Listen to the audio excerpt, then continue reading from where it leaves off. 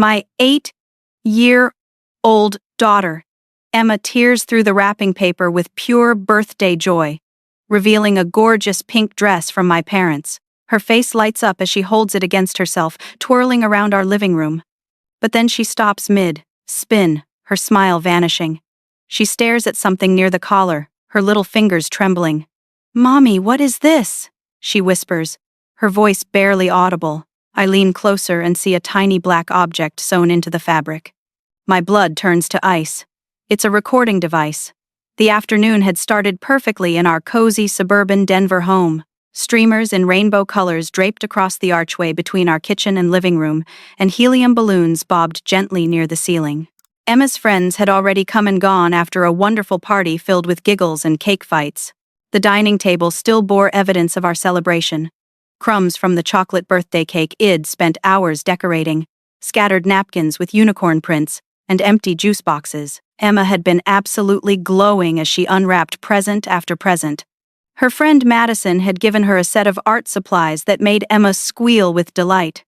Her classmate Tyler contributed a puzzle featuring her favorite cartoon characters. Each gift brought fresh excitement, but she kept glancing toward the front door, waiting for one particular delivery.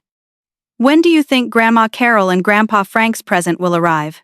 she asked, between bites of cake, chocolate frosting smeared across her chin. My relationship with my parents had grown increasingly strained over the past 2 years, especially since my divorce from Derek. They never approved of my decision to leave what they called a perfectly good marriage, and had made their disapproval known through countless phone calls and unexpected visits. Still, I maintained contact for Emma's sake. She adored her grandparents, and despite our differences, I believed she deserved that relationship. When the delivery truck finally rumbled down our quiet street just after 3 o'clock, Emma practically bounced off the couch. The package was beautifully wrapped in silver paper with an elaborate pink bow, clearly expensive and professionally done. My parents always went overboard with presentations, believing that appearance mattered more than substance. Emma's excitement was infectious as she carefully peeled away the tape, trying to preserve the pretty wrapping. Inside lay the most beautiful dress I'd ever seen. A soft pink cotton blend with delicate lace trim around the sleeves and hem. The fabric felt luxurious between my fingers, clearly custom made and not something you'd find in a regular department store. Small pearl buttons ran down the back, and intricate embroidery decorated the bodice.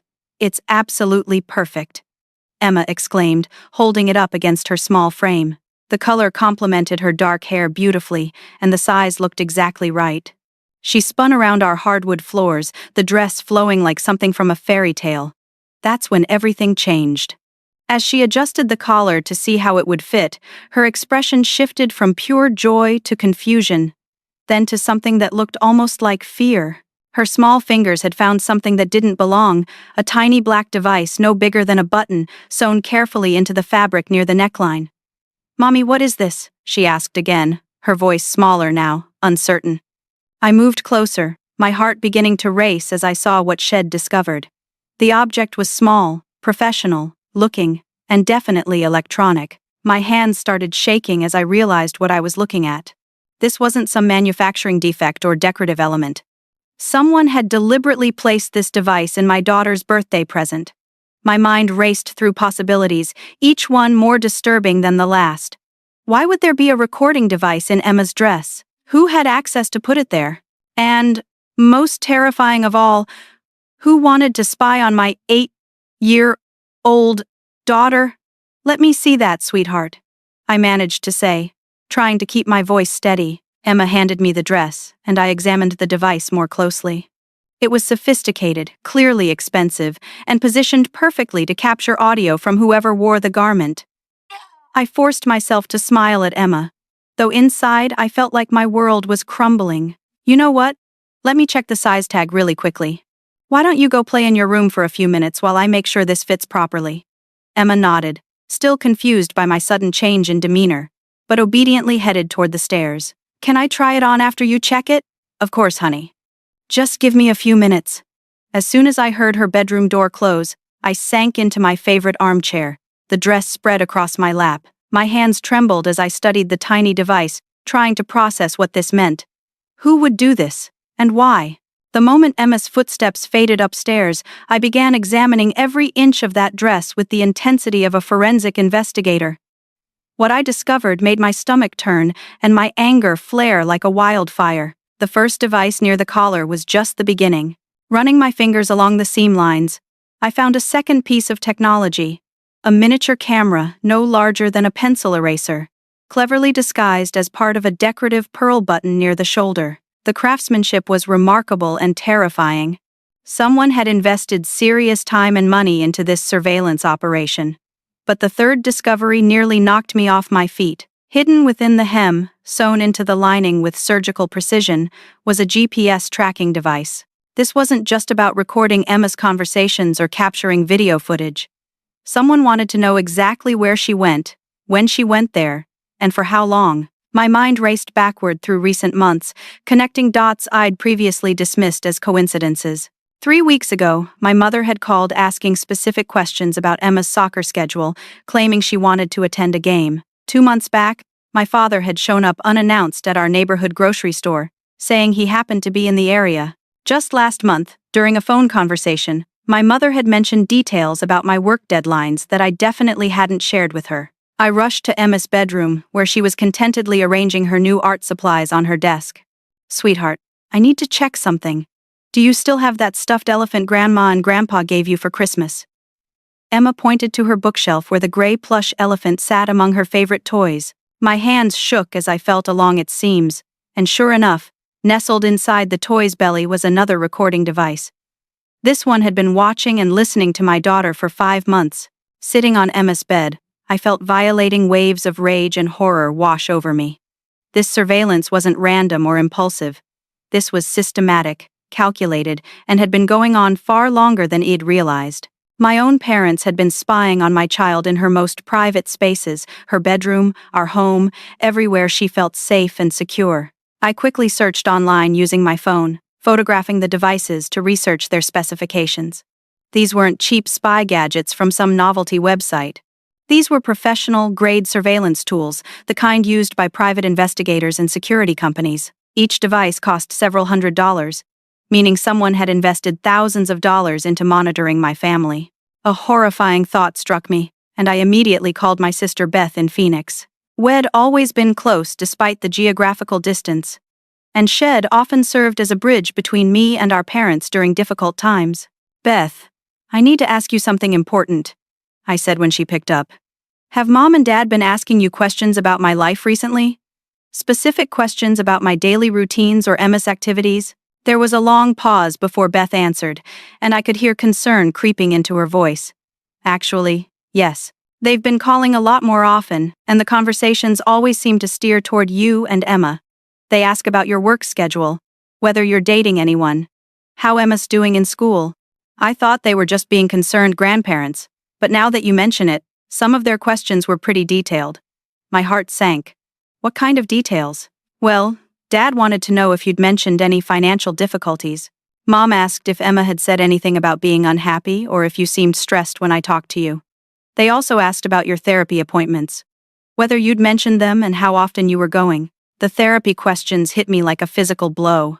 I'd been seeing Dr. Williams for the past year, working through the emotional aftermath of my divorce and learning healthy coping strategies. Those sessions were deeply personal, and I'd never discussed them with my parents. The only way they could know about my therapy was through surveillance or... "Beth, did they ask you anything else?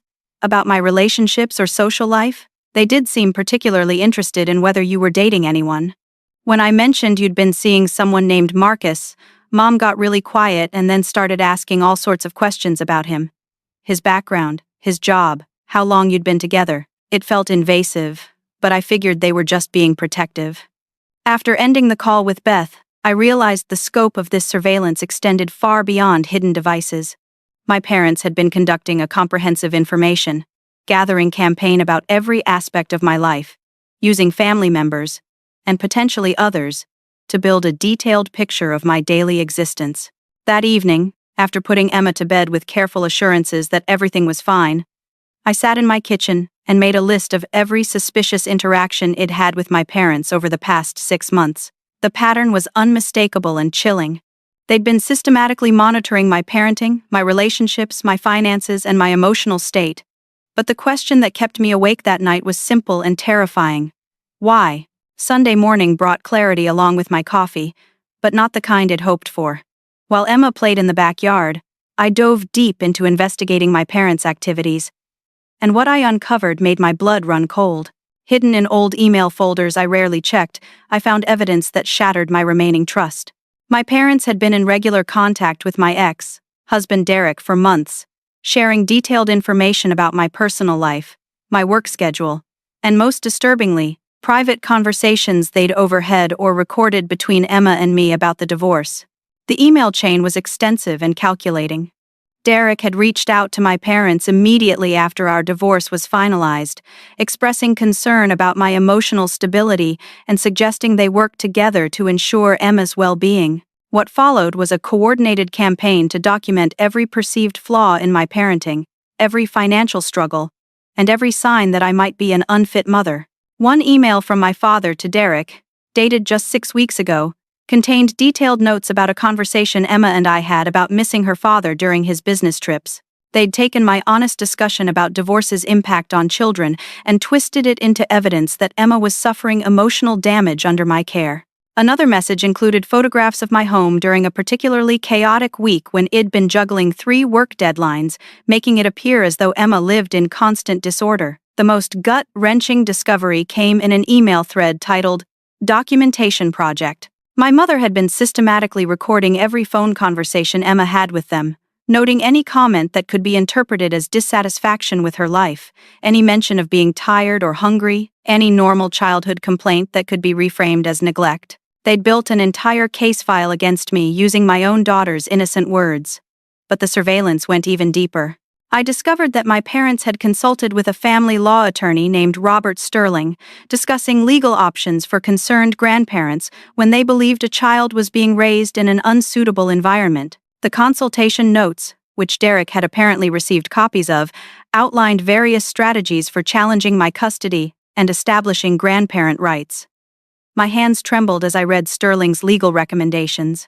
The attorney had suggested building a comprehensive case documenting my alleged unfitness as a mother, gathering evidence of financial instability, emotional problems, and potentially dangerous relationships. The recording devices weren't random acts of paranoia, they were evidence, gathering tools in a calculated legal strategy. A particularly damning email revealed that my parents had been investigating Marcus, my boyfriend of 8 months.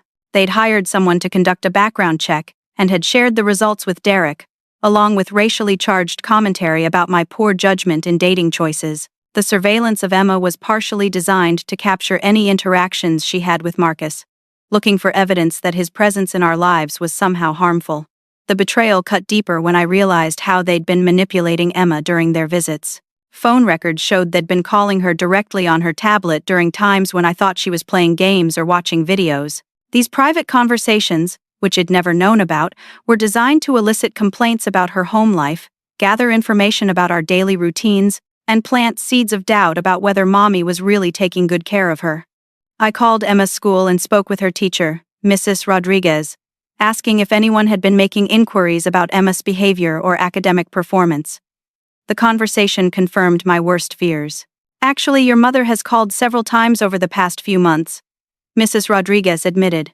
She claimed to be concerned about Emma's adjustment to the divorce and asked detailed questions about her social interactions, academic performance, and general demeanor. I thought it was unusual for grandparents to be so involved in day-to-day school matters. But she said, "You'd requested the check-ins." My parents had been systematically gathering intelligence from every aspect of Emma's life, school, extracurricular activities, even her pediatrician's office. Dr. Peterson's nurse confirmed that Carol had called multiple times requesting updates on Emma's health and development, claiming she needed the information for family medical history purposes. The picture that emerged was one of comprehensive surveillance and manipulation, designed not to protect Emma, but to build a legal case for removing her from my care.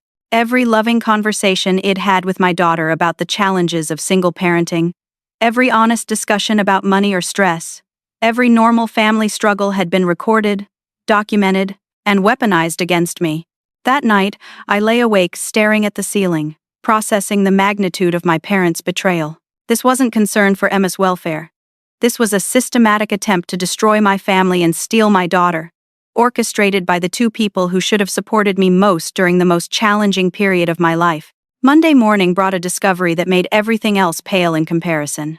While Emma was at school, I decided to pay my parents a surprise visit, hoping to catch them off guard and get honest answers about the surveillance. What I found in my father's study changed everything I thought I knew about their intentions. The legal documents were sitting right there on Frank's desk, as if he'd been reviewing them before I arrived.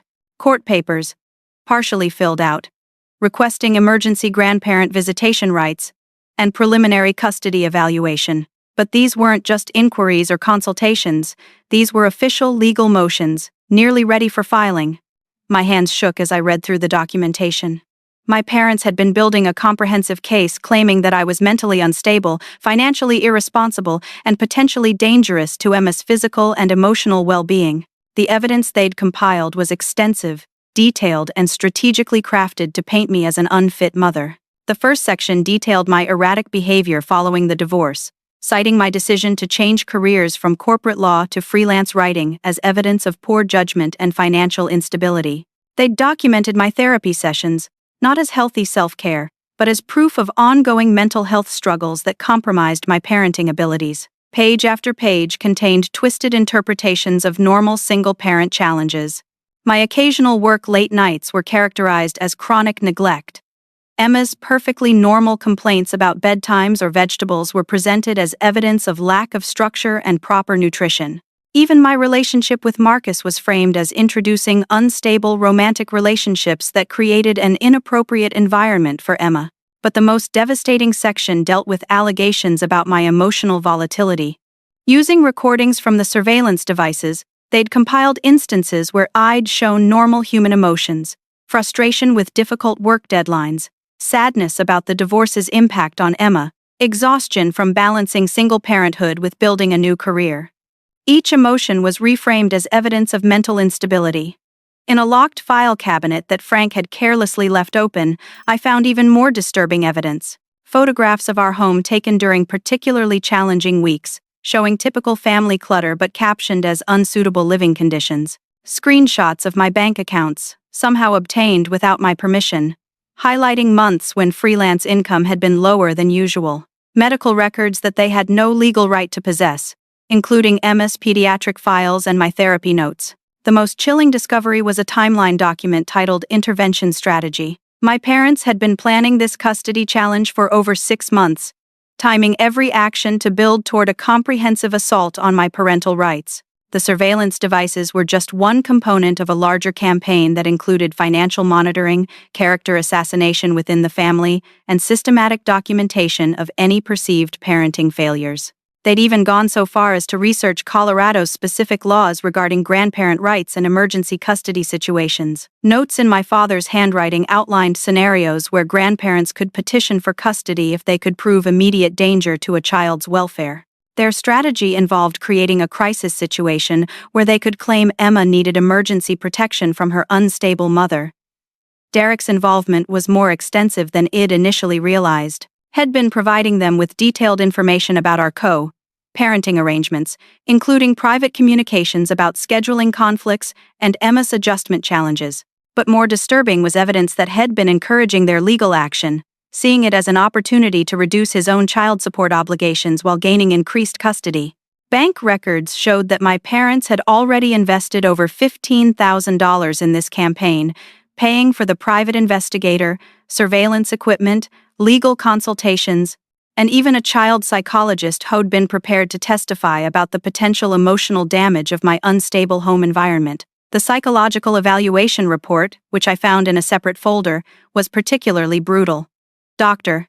Patricia Walsh, a family court psychologist, had been provided with selectively edited recordings and surveillance footage to assess Emma's emotional state. Her preliminary report, based entirely on my parents' curated evidence, painted a picture of a child suffering under the care of a mentally unfit mother. What made this betrayal even more devastating was discovering how long it had been in the works. Calendar entries in my mother's planner showed meetings with attorneys dating back to just 2 months after my divorce was finalized. They'd never accepted my decision to leave Derek and had immediately begun plotting to undo the custody arrangements I'd worked so hard to establish. The final document I found was perhaps the most heartbreaking.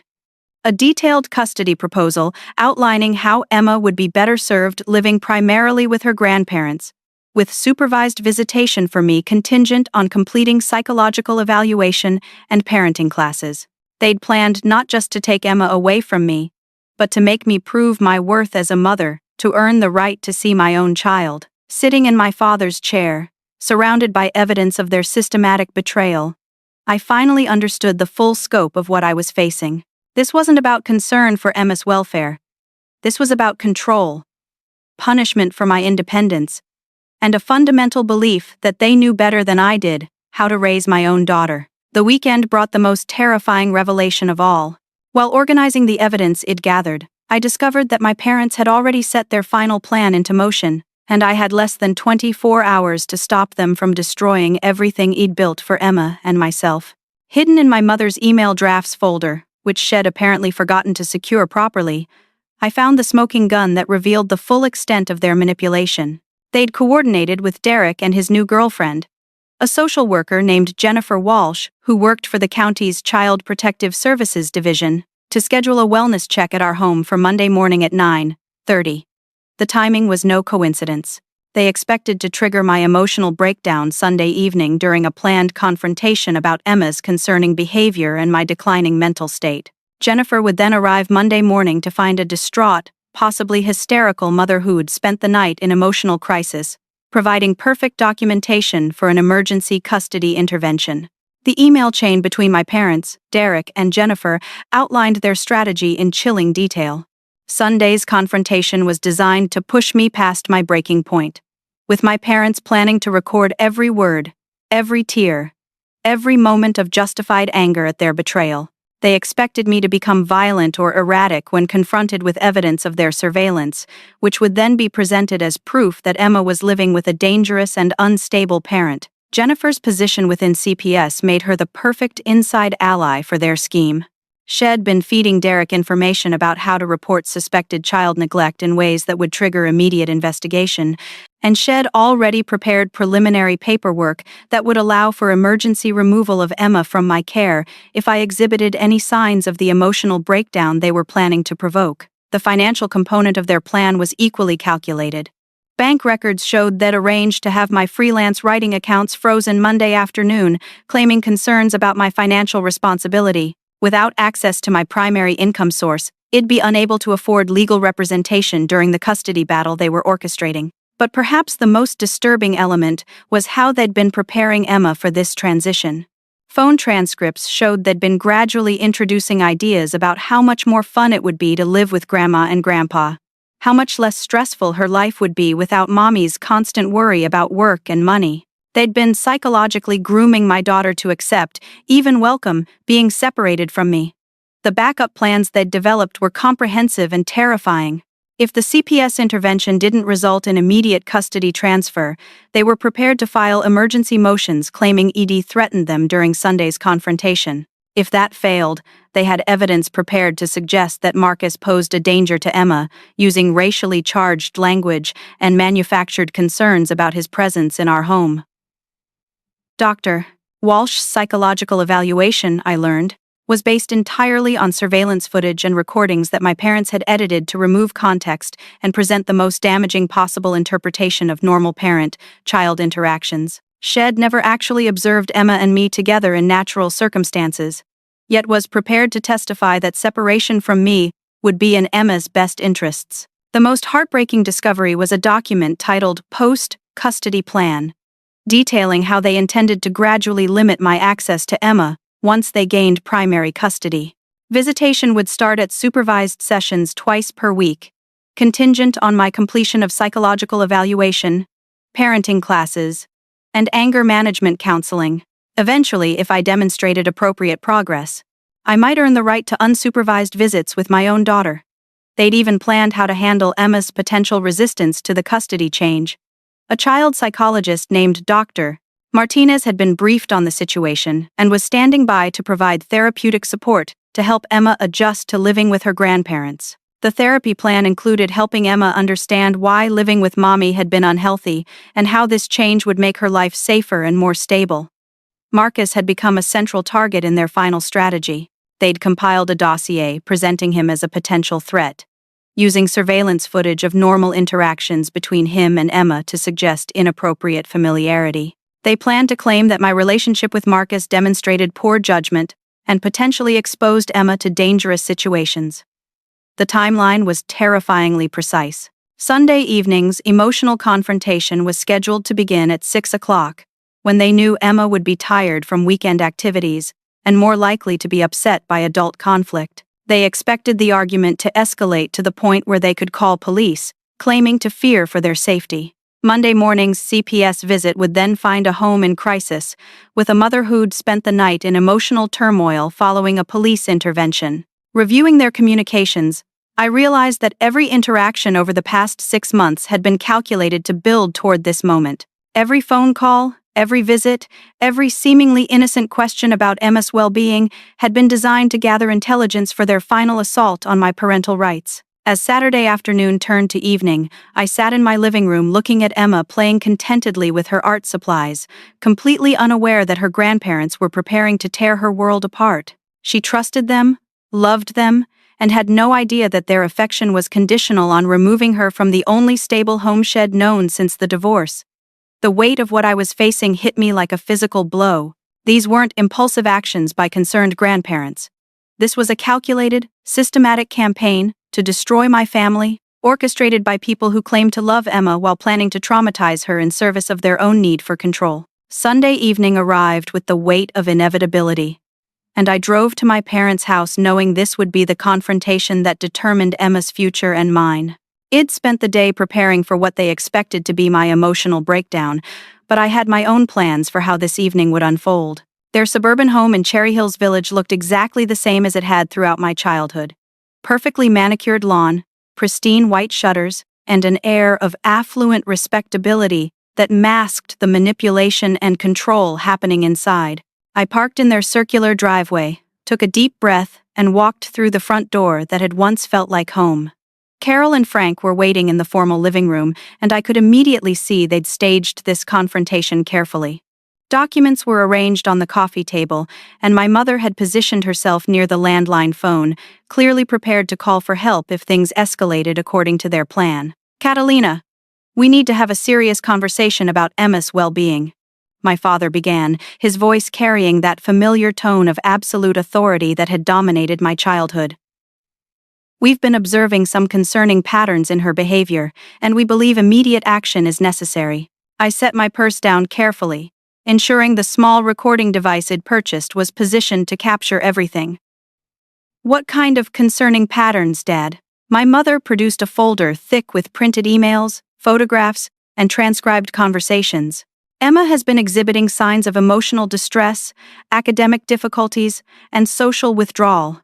We have evidence that your living situation is creating an unhealthy environment for her development." For the next hour, they systematically presented their case against me, displaying surveillance photos of our home during busy weeks, playing edited recordings of Emma expressing normal childhood frustrations, and reading excerpts from conversations where I'd honestly discussed the challenges of single parenthood. Each piece of evidence was presented as proof of my inadequacy as a mother. "You're financially unstable," Frank declared, spreading bank statements across the table. "Your freelance income fluctuates wildly, and you've exposed Emma to unnecessary stress about money. A child needs security and stability, not a mother who can't provide consistent financial support." Carol took over seamlessly, her voice dripping with false concern. "And this relationship with Marcus is completely inappropriate. You're introducing Emma to random men and exposing her to situations we find deeply troubling. A responsible mother doesn't parade boyfriends through her daughter's life." The racist undertones in their concerns about Marcus became increasingly explicit as the conversation continued. They questioned his background, his intentions, and his influence on Emma, using language that revealed their true prejudices beneath their facade of concern for her welfare. "We've consulted with legal experts," my father announced, producing the custody documents I'd already seen. Child Protective Services agrees that Emma would be better served living with us while you address these serious personal issues. That's when the evening took an unexpected turn. As my father's voice grew louder and more authoritative, demanding that I acknowledge my failures as a mother, he suddenly grabbed his chest and staggered backward into his chair. His face turned pale, and he began gasping for breath. "Frank! Frank, what's wrong?" Carol screamed, immediately rushing to his side. I called 911 while Carol performed the dramatic concern of a devoted wife. But even in the midst of this medical emergency, I could see her calculating mind working. This unplanned crisis was going to become another weapon in her arsenal against me. The ambulance arrived within minutes, and during the chaotic trip to Denver Health Medical Center, Carol began her emotional manipulation campaign. In the hospital waiting room, with Emma brought by Derek as planned, Carol immediately began spinning the narrative to portray me as the villain. "Emma, sweetheart, Grandpa got very sick because Mommy said some very mean things to him tonight," Carol whispered to my confused daughter, loud enough for the hospital staff to hear. Sometimes, when people are upset and angry, they say hurtful things that can make other people sick. Emma's wide, frightened eyes looked back and forth between her grandmother and me, trying to understand how her mother could have caused Grandpa a medical emergency. "Did I make Grandpa sick, Mommy?" Derek appeared at precisely the moment Carol had intended, playing his role as the concerned father arriving to protect his daughter from a crisis I'd allegedly created. "Maybe Emma should come stay with me tonight, given the family emergency and everything that's happened."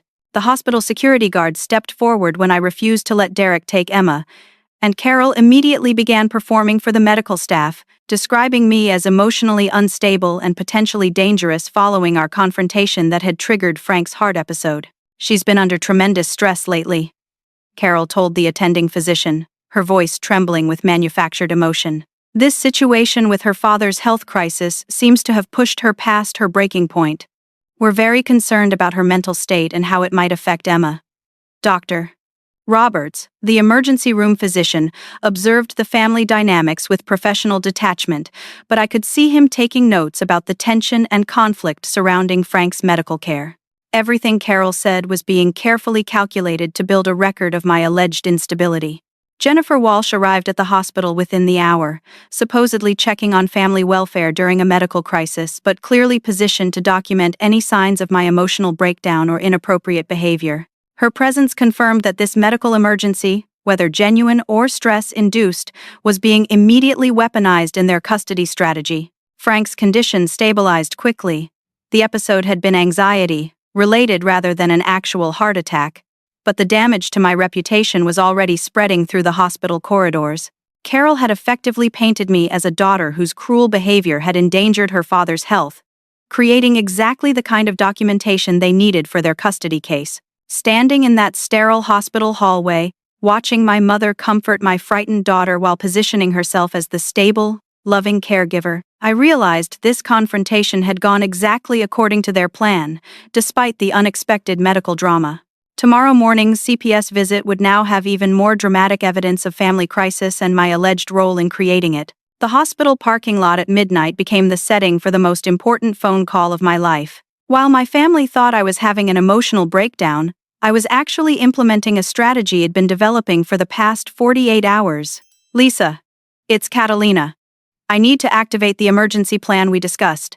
Lisa Chen, my attorney, had been expecting this call. Since Friday afternoon, we'd been preparing for exactly this scenario, and everything that had unfolded tonight had been carefully documented and anticipated. The recording equipment worked perfectly. I told Lisa, "I have their complete confession on tape, including explicit statements about their surveillance activities, their coordination with Derek, and their intention to manipulate CPS involvement. What my parents didn't know was that I'd been 2 steps ahead of their plan from the moment I discovered the surveillance devices. Rather than confronting them immediately, I'd spent the weekend building an airtight legal case with professional help, turning their own strategy against them. Friday morning, immediately after finding the devices, I'd contacted Lisa and hired a private investigator named Robert Martinez to verify and document everything I'd discovered. Robert had conducted a professional sweep of our home, officially cataloging every surveillance device and gathering forensic evidence that would hold up in court. The emergency restraining order had been filed Friday afternoon, effective Monday morning at 8 o'clock, 1.5 hours before their planned CPS visit. Lisa had worked through the weekend to compile a comprehensive legal package documenting harassment, stalking, invasion of privacy, and conspiracy to interfere with parental rights. Dr. Jennifer Morrison, a licensed child psychologist, had conducted a professional evaluation of Emma and our home environment Saturday morning, while my parents thought we were at Emma's soccer game. Her report provided expert testimony that Emma was thriving in a stable, loving home with no signs of the emotional distress my parents claimed to have documented. The criminal charges are ready to file Monday morning, Lisa informed me. Stalking, harassment, invasion of privacy, and conspiracy. Robert's evidence package includes professional documentation of the surveillance devices, proof of their coordination with Derek, and clear evidence of systematic harassment designed to interfere with your parental rights.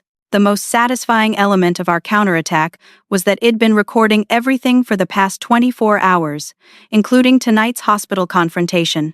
Every manipulative statement Carol had made to hospital staff, every attempt to turn Emma against me, every calculated performance was captured on professional, quality audio equipment. Monday morning at 7:30, Carol and Frank were served with restraining orders at their home, prohibiting any contact with Emma or me except through court. Approved supervised visitation. The look of shock on Carol's face when she realized her prey had become the predator was something I'd remember forever.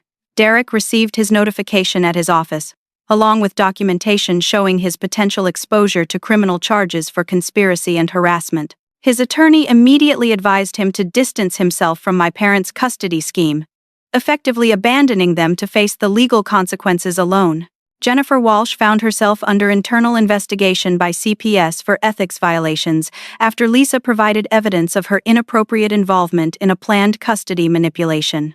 Her supervisor was not pleased to learn that one of their social workers had been coordinating with private parties to manufacture grounds for child removal.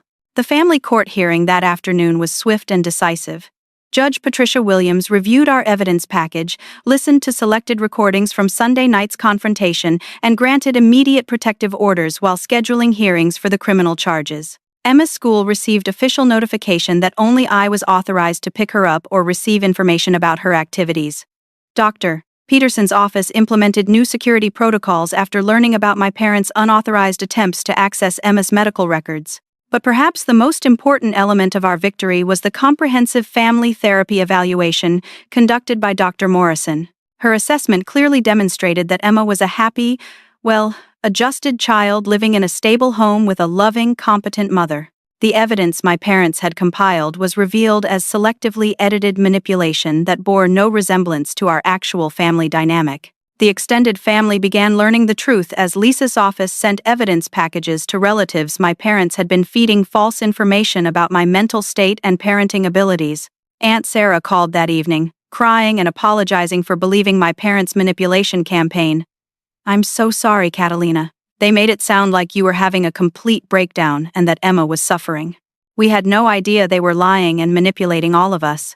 Marcus, who had endured months of racist scrutiny and character assassination, finally received vindication when the court acknowledged that the allegations against him were fabricated and discriminatory. Dr. Morrison's evaluation specifically noted his positive, appropriate relationship with Emma and his supportive role in our family. The financial investigation revealed that my parents had spent over $20,000 on their custody scheme, money that could have been used to genuinely support Emma's education and activities instead of trying to destroy her family. By Tuesday evening, Emma and I were sitting in our living room, which had been professionally swept and declared free of all surveillance devices. She was working on a puzzle while I reviewed the legal documents that would protect our family going forward. "Mommy, why can't I see Grandma and Grandpa right now?" Emma asked, her voice small and confused. "Sometimes grown-ups make mistakes, sweetheart, and they need time to think about better ways to show their love. When they're ready to respect our family and our home, we'll work on rebuilding our relationship with them." The court-ordered family counseling would begin the following week, designed to help Emma process these events and ensure she understood that none of this was her fault. Dr. Morrison assured me that children were remarkably resilient when they felt safe and supported by their primary caregiver. 2 months later, as autumn painted the Colorado mountains in brilliant gold and crimson, Emma and I stood in our kitchen making pancakes for her friend Madison's sleepover. The legal battles were behind us. But more importantly, our family had emerged stronger, closer, and more secure than ever before. The court proceedings had concluded with my parents accepting supervised visitation only, contingent on their completion of family therapy and anger management counseling. Frank's health scare had prompted genuine self-reflection about control patterns and manipulative behaviors that had damaged multiple relationships throughout his life. Carol's mandatory counseling sessions with Dr. Patricia Turner had been particularly revealing. For the first time, she was forced to examine how her need for control had manifested as surveillance and manipulation, violating the basic trust and boundaries that healthy family relationships required. The sessions were difficult, but gradually, she began acknowledging the harm her actions had caused. "I was so afraid of losing Emma after your divorce," Carol admitted during our first supervised family session 3 weeks ago. "I thought if I could prove you weren't capable, we could keep her safe. But I realize now that trying to control everything actually put her in danger and hurt the people I love most." Frank's anger management classes had helped him understand how his authoritarian parenting style had contributed to my reluctance to trust them with important decisions about Emma's life. His heart episode, while genuinely frightening, had forced him to confront the stress and damage his controlling behavior was creating within our family. The extended family relationships had healed once the truth about the manipulation campaign became clear. Aunt Sarah and Uncle Robert visited from Phoenix last month, bringing genuine apologies and renewed support for our family. Even Derek had been forced to acknowledge his role in the conspiracy, leading to more respectful co-parenting interactions focused on Emma's actual needs rather than his convenience. Emma's resilience throughout this crisis had been remarkable. Dr. Morrison's ongoing sessions helped her understand concepts like privacy, boundaries, and healthy family relationships in age-appropriate ways. Rather than being traumatized by the events, Emma seemed to have gained confidence knowing that her mother would always fight to protect their family. "I'm proud of you for keeping us safe, Mommy," Emma told me last week while we were planting spring bulbs in our garden. "It must have been scary to discover those cameras, but you handled everything perfectly."